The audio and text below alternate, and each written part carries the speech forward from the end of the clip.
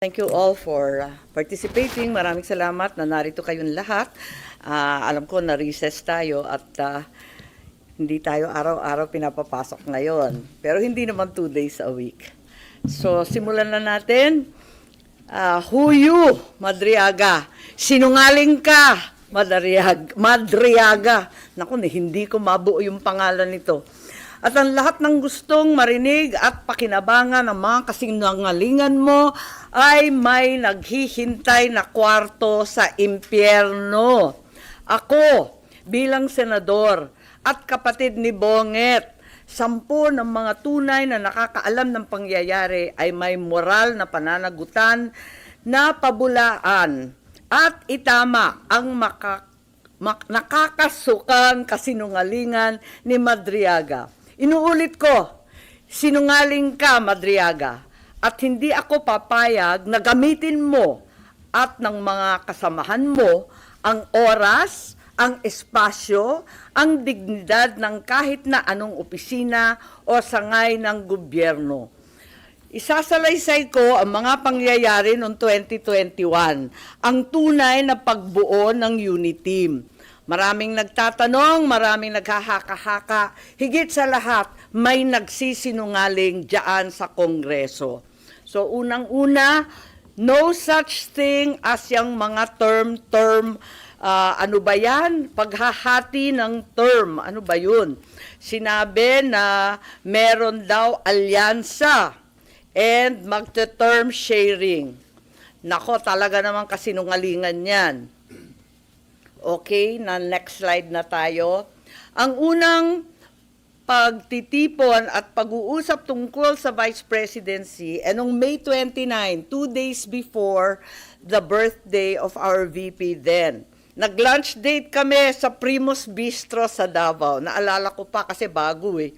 Tapos, first time na nag-usap ng matagal-tagal si Bongbong at si Inday Sara. Tapos nag-greet kami at syempre nagpahaging kami na kung maaari si Bongbong na ang maging VP ni Inday Sara. Kasi alam naman natin na mamayagpag sa lahat ng survey si VP noon, Mayor Inday siya bilang presidential bet. Ika nga walkover sana kasi nakaupo pa yung tatay niya at napaka-popular niya mismo. Ngunit noong August 5, maalala ninyo, sinabi ng PDP Laban, ine-endorso si Bongo and Rodrigo Duterte as VP. Yun ang official statement. Pero ang walang hiyang Madriaga na yan, ang sabi a few months before November 21, nakumbinsi ni Bongbong si PRRD na si Inday ang maging VP sa kanya. Hindi ko talaga maintindihan ang pinagsasabi niyan. Maliwanag na ang PDP may sariling lakad, may sariling mga kandidato, hinding-hindi si Bongbong. Nag-umpisa kami mag-usap-usap sa isang GC noong September 7. Nag-uusap na kami pero nag-decide ako mag-GC na tayo. At sa awa ng Diyos, kahapon, sa yamot ko, sa inis ko, dyan sa sinungaling na yan, na hanap ko ang aking lumang cellphone, andito. At as usual, Samsung na may note, at nakita ko yung aming pagte-text. Yan, nabuo ang isang grupo kasama ng ilang kamag-anak, na kamag-anak rin ni Inday, kamag-anak rin namin. Makikita nyo, September 8, dineklara na Go Duterte na ang standard bearer. Walang Bongbong, walang Sara. Ang sinungaling talaga. Pagkatapos, September 10, sabi nga, duda na si Presidente o si Sara ay tatakbo. Sinabi ni Mayora noon na silang mag-ama may deal. Isa lang ang tatakbo sa kanila sa national. Hindi ko maintindihan ang mga claim nitong taong ito. Tapos, in-endorse, September 19, magulo talagang panahon na yun eh. Si Pacquiao naman ang in-endorso. September 28, nag-usap-usap kami sa bahay. Andyan si Bongbong, yung kamag-anak namin, si Mike Acevedo Lopez, kamag-anak namin ng mga Duterte. Hindi ko maintindihan, may lola yung nanay ko na lola rin ni PRRD. Ang sabi, Bongbong will file. Ako to, text ko to, nakita ko eh. He will file October 6 as instructed. Pero sana somebody will file as his VP. Kasi nakakatawa naman, walang katandem. Yun ang pinapaliwanag ko kay VP Sara Mayora noon. Still hoping you will run and he will slide down to VP ASAP. Ewan, ganon. Ngayon, ang sagot naman ni VP, tulad ng sinabi niya sa media, naku, ang usapan namin ni PRRD, VP na siya sa PDP, ako, mayor na. At yun nga ang nangyari. The same day, VP Sara, then mayor, filed her COC as Davao Mayor. Diba, nangyari yon. Pagkatapos, eto, October 6, si Bongbong nag-file candidacy for president at ang maliwanag, mag-isa lang siya. Kasi eto nga, inaasam-asam namin na si Mayora pa rin ang kanyang katandem.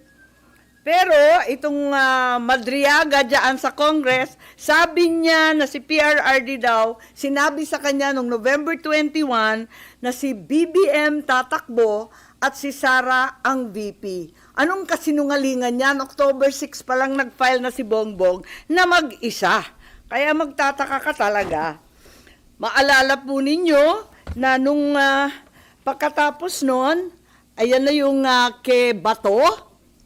Maalala ninyo, biglaan pinatakbo si Bato at para siyang seat warmer lang.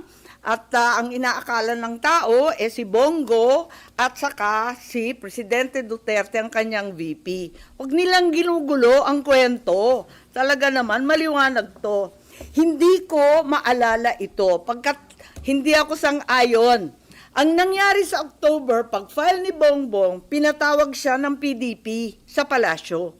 Yun ang totoo. Hindi yung sinasabi ni Madriaga na kaming magkapatid, pumunta kay PRRD para mag-term sharing deal. Walang ganon, walang alam si PRRD, kasinungalingan yun. Ang nangyari, nung nag-file si Bongbong, tinanong siya ni PRRD, tatakbo ka ba? Tapos sabi niya, oo, nag-file na po. Nandun yung PDP, si Alcusi, si Bongo, si Medialdea yata. Wala ako Kasi ayokong pumunta si Bongbong. Sabi ko sa kanya, hoy, wag kang pupunta dyan. Sabi niya, nakakahiya naman ang nagpapatawag sa Pangulo.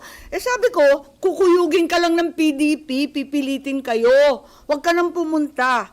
Tapos, napakiusapan yata at pumunta siya nung una. Second time, pumunta rin siya. Pinatawag na naman siya kung talagang ayaw niya. Dalawa lang option. Manatili siyang presidente, pero ang kanyang vice president si Bongo, ang buong cabinet hawak ni Bongo. Parang ganun yung kwento. Hindi ko maalala kasi yun nga, hindi naman ako sang-ayon doon sa pagpunta niya. Tapos, yung isang option, Bongo for president, si Bongbong na lang ang vice. Parang gano'n ang pinag-uusapan ng PDP. Si Presidente, tinatanong ko si Bongbong, anong sabi naman ni PRRD? Sabi niya, wala naman sinasabi masyado, sinabihan na lang akong good luck kung tatakbo ka. Parang gano'n. Sabi ko, umuo ka ba o hindi? Sabi niya, ano pang gagawin ko? Di umuo ka. Wala naman siyang imik.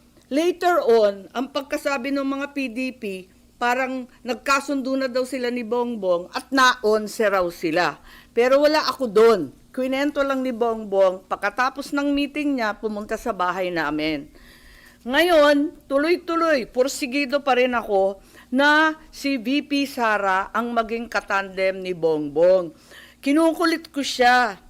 Tapos, nung bandang October 27, kasi nga nabalitaan, na pinapatawag ng PDP si Bongbong, nagtatanong, sure ka ba na aatras si BBM sa PDP talks? Ayan, andito sa telepono ko, andyan. Nakikita ba? Ayan. Oo nga, grabe sa media. Hindi ko naman iniinsulto yung PDP, pero tapos na yung mga salita-salitang ganyan.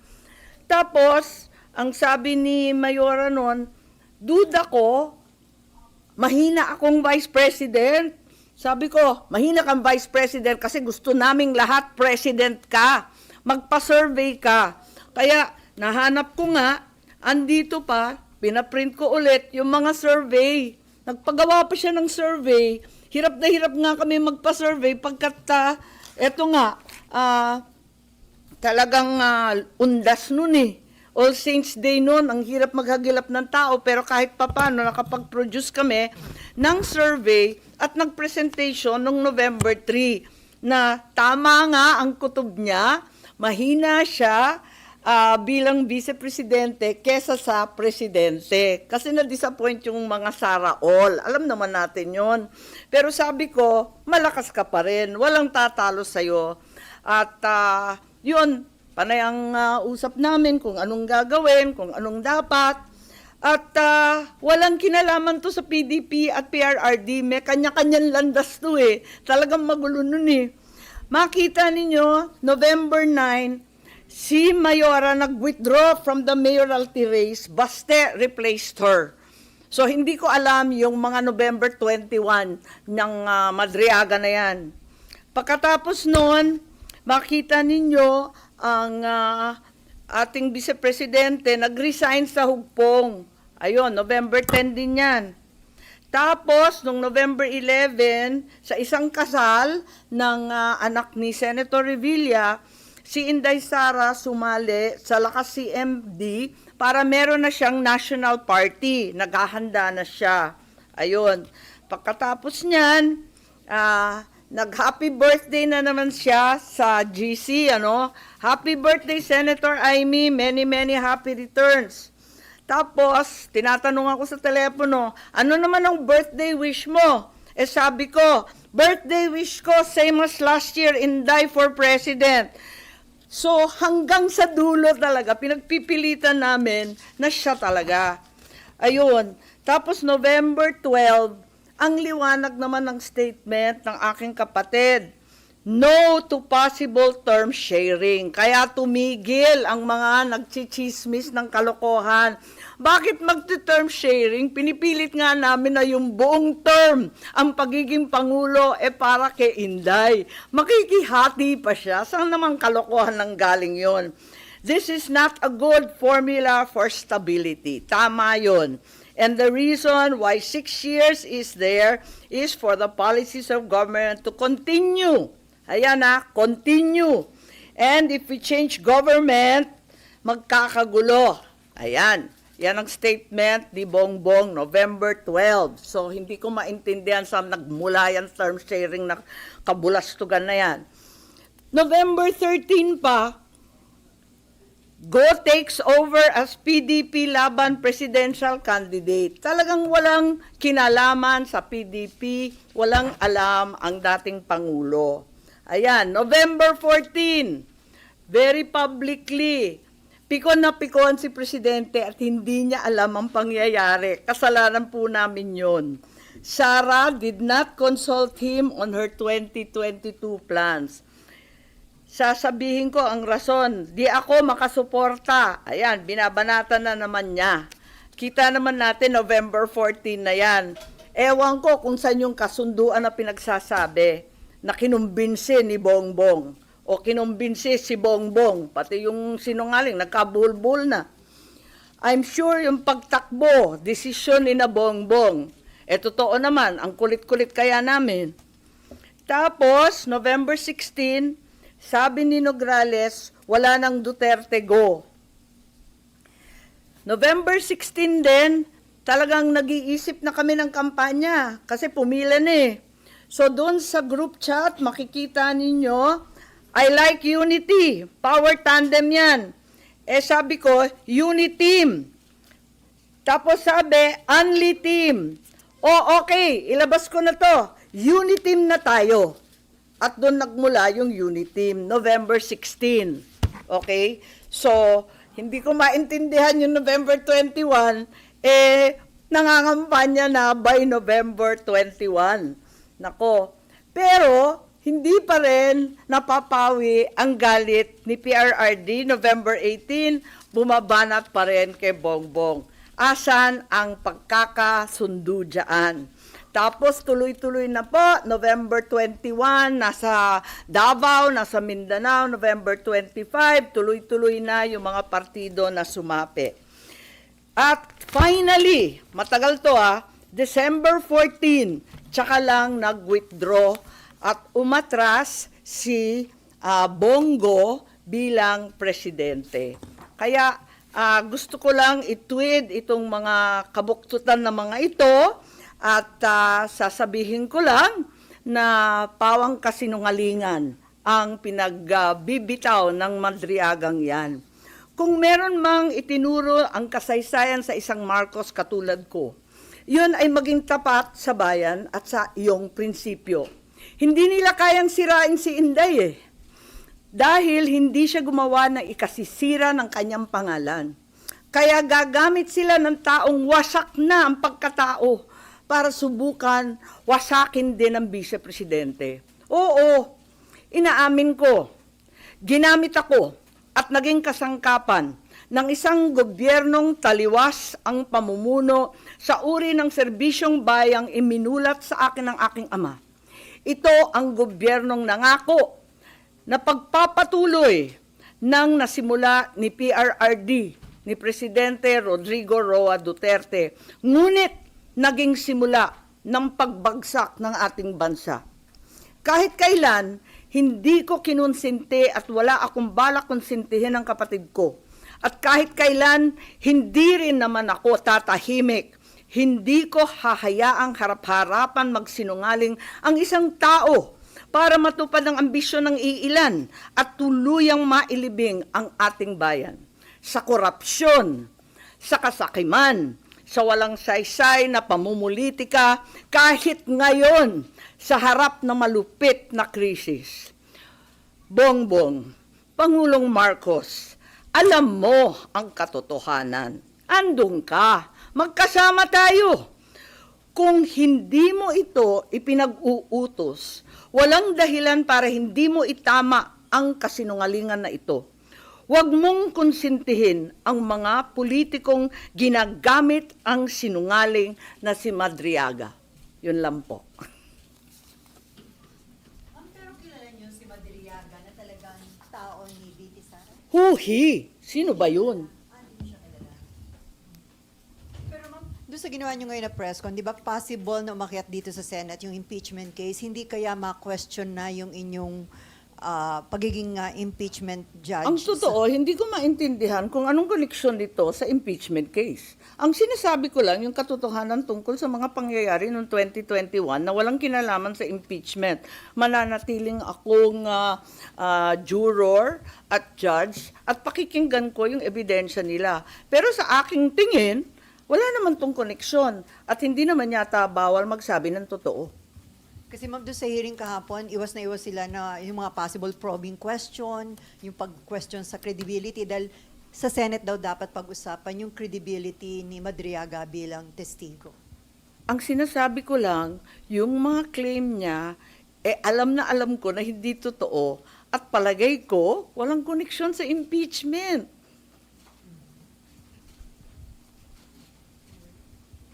Ilag na ilag rin ako katulad ng ibang senador na mag-comment whether pro or con. Pero sa mga linathala, itong mga impormasyon niya tungkol sa term sharing, tungkol sa kasunduan, tungkol sa pag-uusap at meeting-meeting. Alam ko kasi yan hindi naman totoo. So ma'am, do you think sinong gumagamit kay Madriaga para gawin yung sabi niyo nga pagsisinungaling? Hindi ko alam, maraming ambisyoso ngayon. Maraming buhayang malaya pa rin. So pwedeng may connection sa 2028 yung ginagawang pagsisinungaling? Madriaga. Marahil. Yes? Ma'am, but in racing, yun pong mga, sabi nyo nga po, truth, na hindi totoo yung sinasabi ni Madriaga. Are you also questioning his credibility bilang witness doon sa impeachment hearing? ganyang klase bang mga testigo ang ihaharap sa Senado? Mahiya naman sila.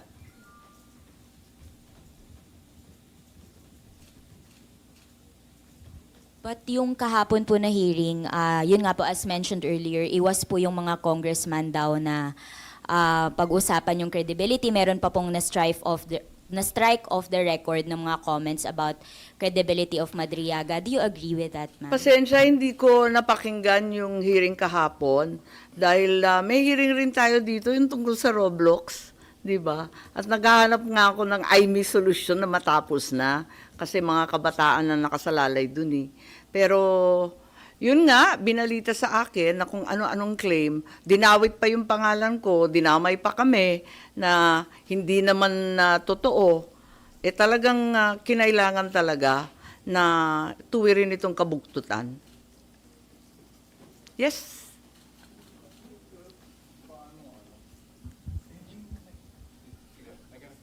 Ma'am, balikan ko lang si Madriaga. Kasi kahapon nagpakita sila ng mga series of pictures and even videos na talagang kung titingnan mo, kasama siya sa inner circle ni Vice President before, during, and after. Pasensya, hindi na ko manalo. nakita. Tulad ng sinabi ko kanina, unang-una, may hearing ako, marami tayong trabaho dito sa Senado. Ikalawa, nayamot na ako nung kung ano-ano ang pinagsasabi tungkol sa akin Hindi ko nakita sa madaling sabi. Pero personally, ma'am, you never had any chance of... Sa dami ng tao sa isang kampanya, hindi ko na sure. Baka nandun, hindi ko alam. Pero hindi ko talaga siya nakilala. Ang nakita ko na lang, nagulat na lang ako, sino yung paiyak-iyak dyan? Ano drama yan? In terms of credibility, ang sinasabi niya, ma'am, hindi siya dapat pakinggan. Wala akong sinasabi sa credibility. Ang sinasabi ko, incredible yung sinasabi niya. Kasi nandun ako alam ko. Wala naman siya doon sa mga usapin namin. Hindi naman siya kasali sa GC. Ma'am, going back lang doon kay PRRD, paano nyo na pahupa yung, di ba nakita naman natin na may galit pa rin si Presidente even before, during that time. Paano napahupa yung galit ni dating Pangulong Duterte at pumayag din eventually doon sa unity team? Nakisuyo kami sa mga kaibigan niya, pati kay Senator Bongo, pati kay sa kanyang ES. Nakisuyo rin kami kay Pastor Kibuloy na awatin na lamang kasi katandem na ng anak niya. Kawawa naman. Pumayag naman si Presidente Duterte. Pero wala na siyang magawa by then. Wala na mga kasunduan, term sharing na kalokohan. Tapos ni. Po.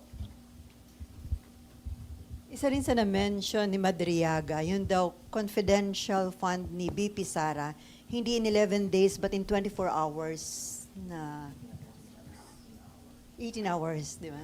How do you find that statement? Di ko alam, tulad ng sinabi ko, talagang hindi ko naman pinakinggan ng buo, nabalita lang sa akin na binanggit ako. Hindi ko pa nakikita yung iba niyang sinabi.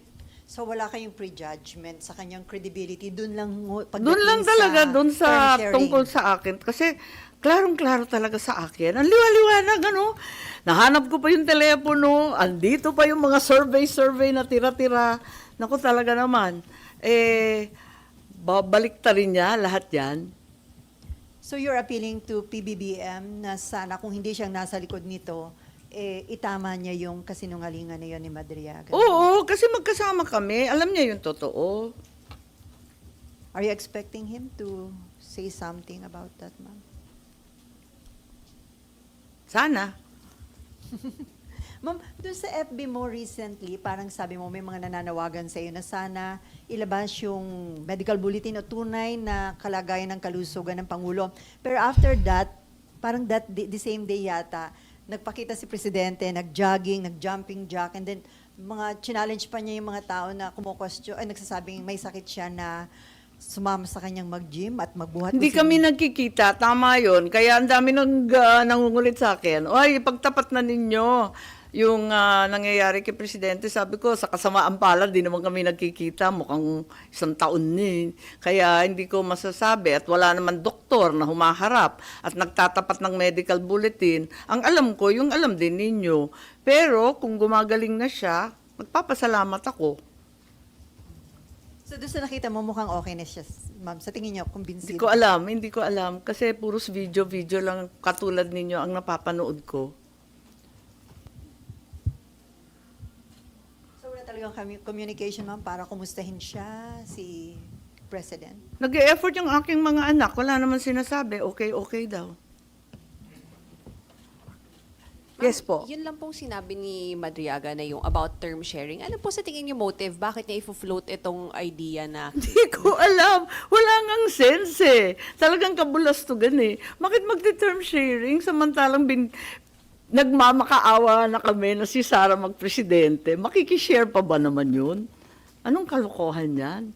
At tulad ng sinabi mo, anong pakay nun? Anong purpose? For what ang term sharing? Ang ini-imply ba niya na nanggugulo ang mga Duterte kasi hindi na isatupad yung term sharing agreement? Yung ba ang implication? Hindi ko alam. It's all speculation on my part. I have no clue. I don't know the guy. Huhi na huhi ako dyan.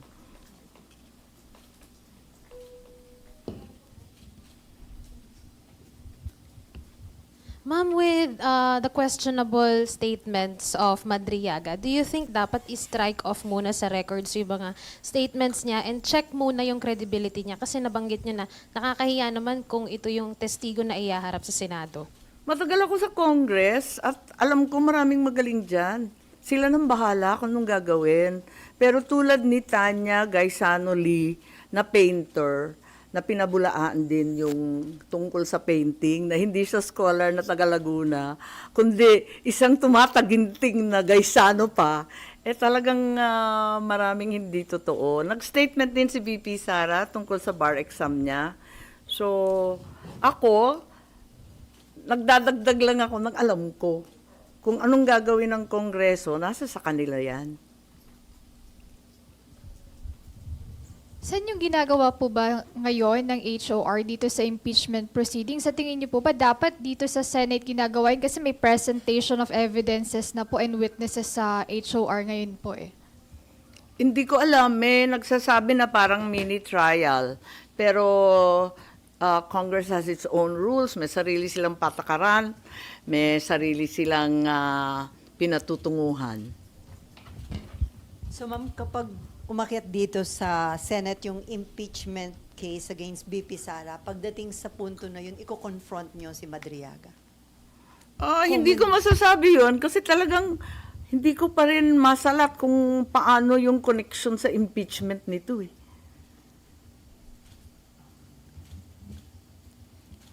Ma'am, dun sa huling part nung ano nyo kanina, may challenge kayo or appeal kay BBM to speak up, to tell the truth po.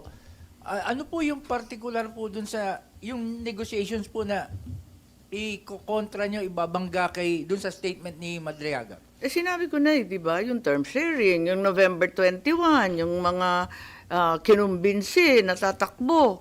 Wala namang kinalaman si PRRD dun. Yung ano ma'am, parang sinabi nyo rin kanina, nag-issue na rin ng statement si BBM na dinideny niya na yung term sharing po doon kanina. Yun ang statement ng 2021. 2021 po. Yan, nasa dyaryo. Oo. Yan po. Ang media rin naman ang naglabas. Yun nga, yun lang naman. Ma'am, during the negotiation po, hindi parang si Pangulong Digong blindsided po ba siya?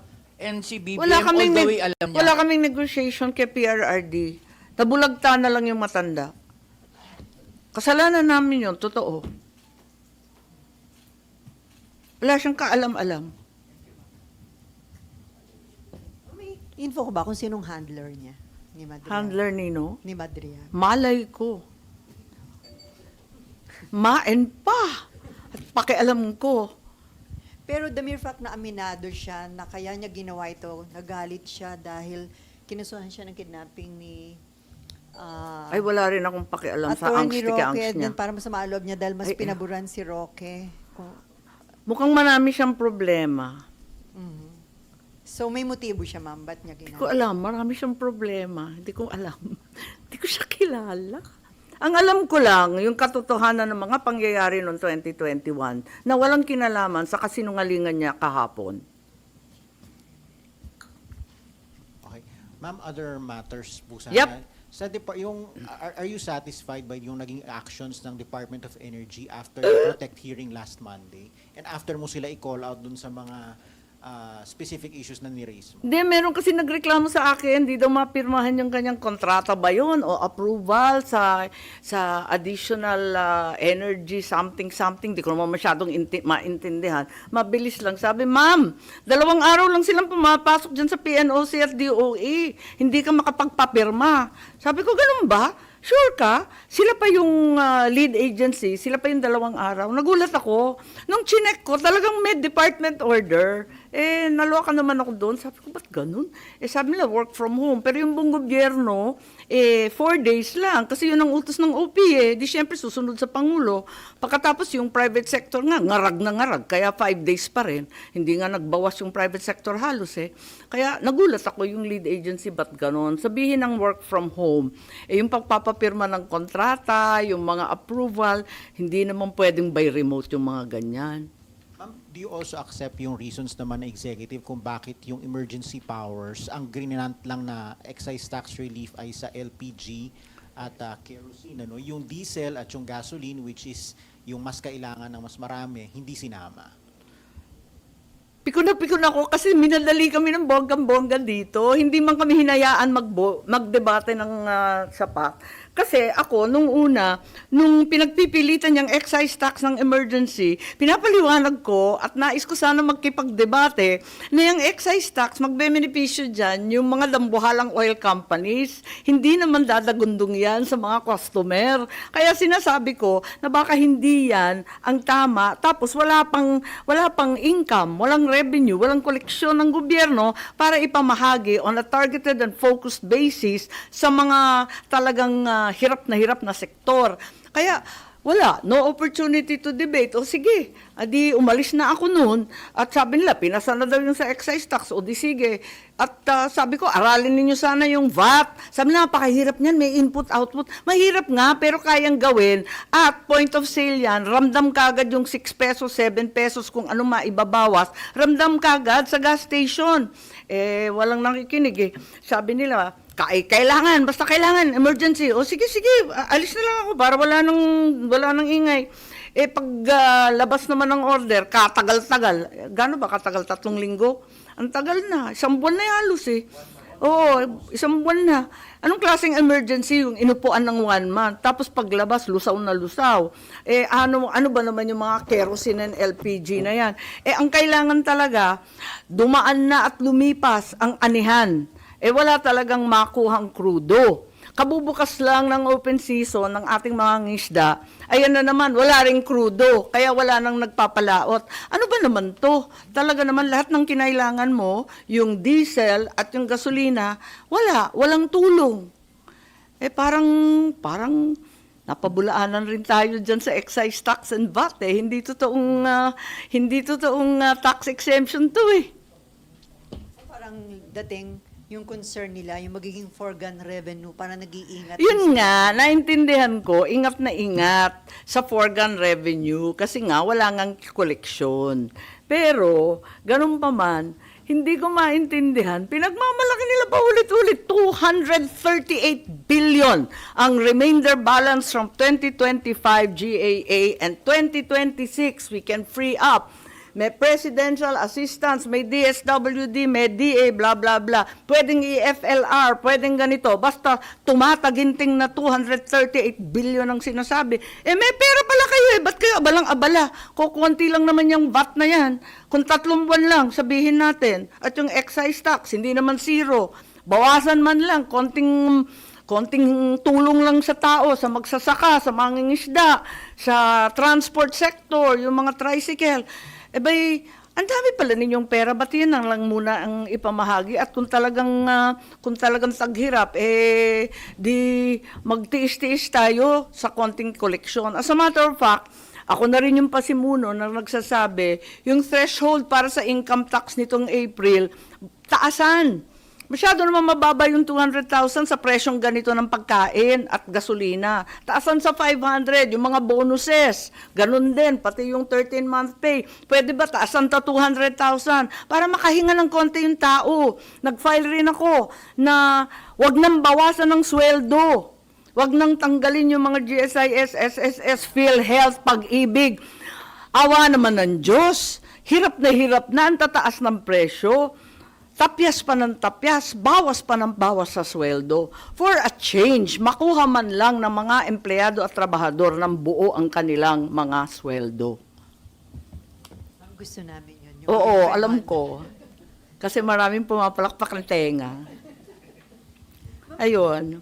Ma'am, kahit may panawagan kayo na direkta ng mag-order tayo, mag-purchase ng oil sa Russia, pero still, according to Energy Secretary Garin, nakipag-coordinate siya sa DFA para i-request na magkaroon ng another window or extension doon sa sanction waiver. Kaibigan ko si Sharon pero hindi ko siya gets ha, promise ha.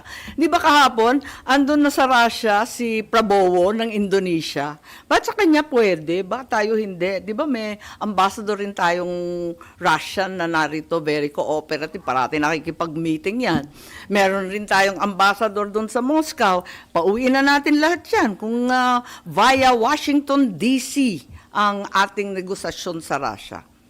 Hindi ko talaga maintindihan. So, hiningi ko kay Secretary Lazaro, kasi sabi ng DOE, they're only deferring to the opinion of DFA. Pues, DFA, pwede ba? Ipaliwanag nyo sa amin yan at hindi ko talaga maintindihan.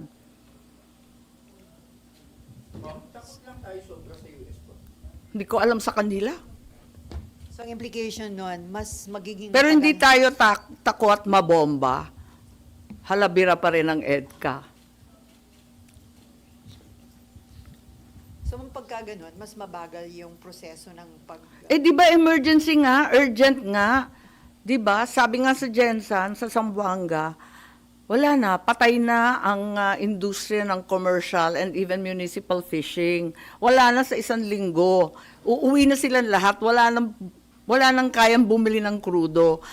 At ang sabi, hindi, kasi kailangan pumunta sa Washington DC, kausapin yung, State Department, Department of Trade, Department of, maraming department, 2 department ang sinabi, nakalimutan ko na nayamot ako Basta 2 department ang pakikisuyuan doon sa US, tapos babalik yung ambassador natin sa Washington, tapos pupunta na naman sa Russia kung okay ba, tapos mangungontrata tayo. Ano ba yun? Ang gulo-gulo. Bakit yung Petron?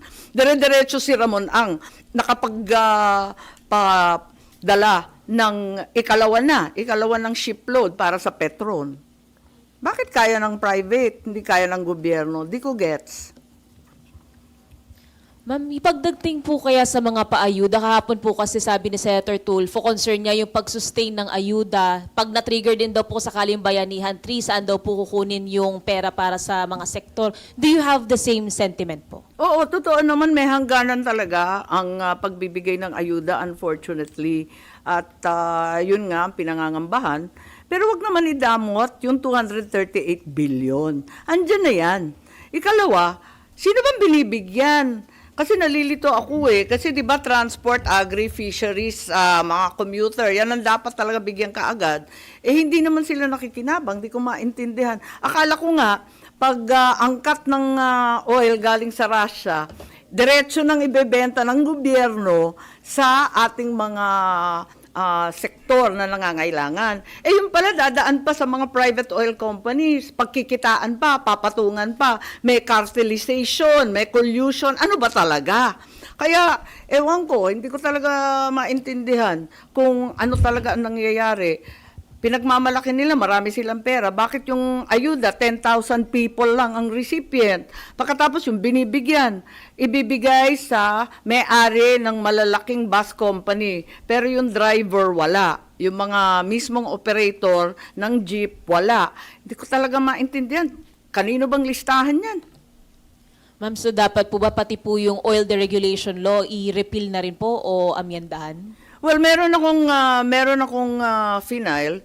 Hindi total deregulation, hindi na pwede 'yon, yung katulad nung sinasabi ni Senate President. Para sa akin kasi, kailangan hinay-hinay sa oil deregulation. Ang akin muna sa unbundling. Kailangan may transparency. Paliwanag naman ng ating mga oil companies, bakit 280% ang increase ng crudo, ng diesel, yung gasolina 200%? Bakit naman nagkaganon? Bakit yung ating mga kapitbahay sa ASEAN 20%, pinakamataas na 30%? Bakit sa atin 100%? Hindi ko maintindihan eh. Kaya siguro kinakailangan at sinulat ko doon, unbundling katulad ng ginagawa sa kuryente, ipaliwanag yung iba't ibang items, bakit nadagdagan ng labis-labis, at tignan natin kung totoo, unbundle our rates. And at the same time, conduct hearings. Kapag magtataas, sasabihin na naman, di ba, next week meron na namang pagtaas ng presyo. Karo-rollback lang, itataas na naman. Ano ba ito? Parang nakakahilo na tong tsubibong to. Next week, sabi, tataas na naman. May paliwanag ba? May hearing ba? Nag-audit ba yung DOE? Bakit basta-basta na lang magpapahiwatig ng ganon? Di naman pwedeng ganun. So ma'am, naniniwala kayo may cartel sa oil industry? Hindi ko alam. Kailangan alamin at kinakailangan magka-hearing, kailangan may transparency, may accountability. Hindi ko lang ubos maisip bakit tayo ang pinakamahal ang langis sa buong ASEAN, sa buong Asia Pacific.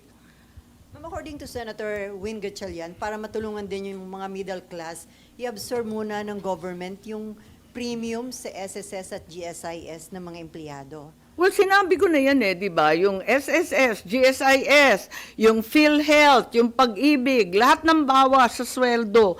Wag muna, moratorium muna, maawat mahabag. 3 buwan lang, at least, makahinga man lang tayo.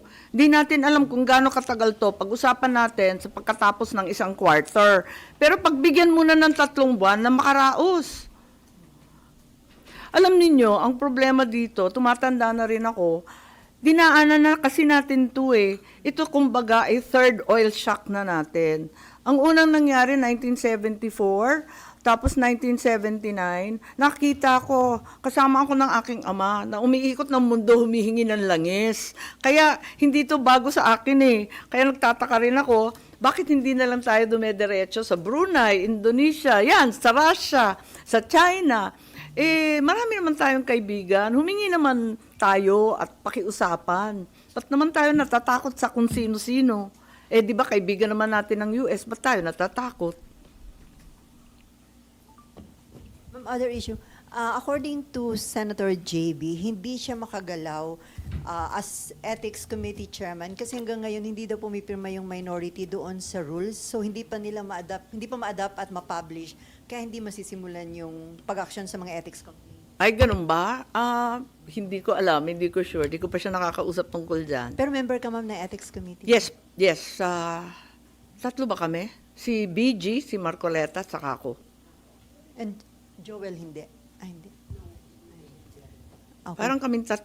So ma'am, hindi ka pa pumipirma dun sa rules? Hindi ko alam kasi ilang beses na pinaltan Hindi ko na maalala.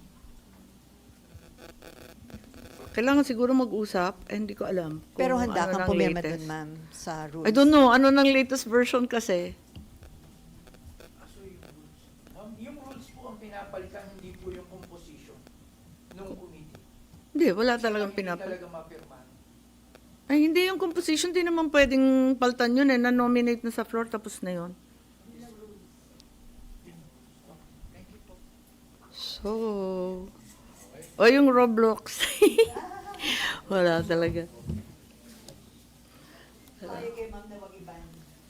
Well, kahapon ang kasunduan, bigyan ng palugid ng 3 buwan, which to me, reasonable kung talagang maisasatupad yung mga pinapangako nilang mga safety measures na madaling intindihin at gamitin ng mga parents, di pagbigyan natin, full disclosure nga sabi ko, kasi nag-operate ako ng animation at game development studio. Gustong-gusto ko sana yung Roblox yan. Kasi binibigyan ka ng pagkakataon at kapangyarihan na gumawa ng sarili mong game. Ang bongga. Ako rin ang author kasi ng Creative Industries Law. Gusto ko yan. Kaya lang, kung nakakasama na sa mga bata na brainwash o di kaya sinusuyo ng mga sexual predator, ibang usapan na yan. Hindi po pwede yan. Okay.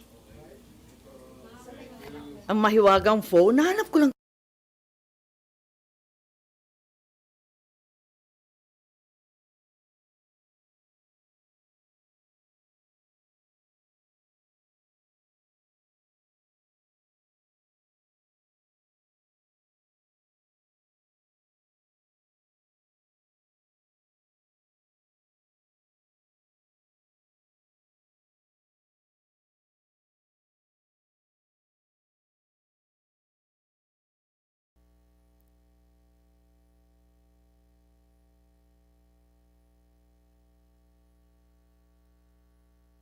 Mr. President Marcos, you will never be loved